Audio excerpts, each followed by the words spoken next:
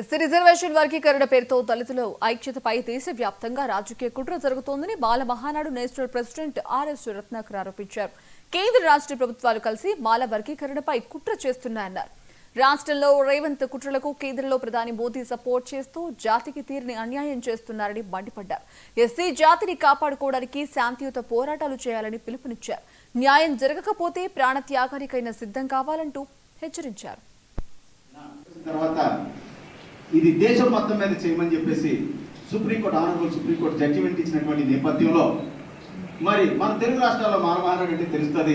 కర్ణాటక మరి అలాగే తమిళనాడు మిగతా స్టేట్స్ నార్త్ ఇండియన్ స్టేట్స్ పోతే తెలియదు కాబట్టి దీన్ని రాక్స్ అని పేరు పెట్టడం జరిగింది. మిత్రులారా, it is రీకిరిస్టెడ్ as racks roar against categorisation conspiracy of ఎస్సీస్ and ఎస్టీస్ of India కుట్రపూరిత SC ST వర్గీకరణ వ్యతిరేక గర్జన.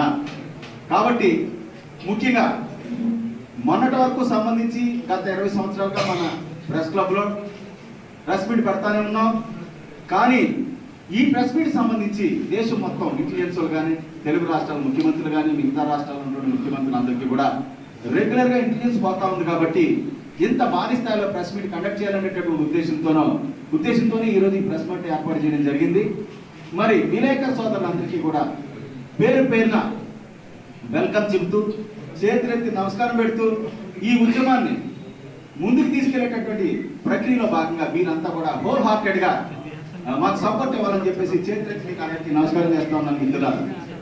అలాగే మరి ముఖ్యంగా ఈ ఉద్యమం 1 సంవత్సరం జరుగుతుంది, లేకపోతే 6 నెలలు జరుగుతుంది.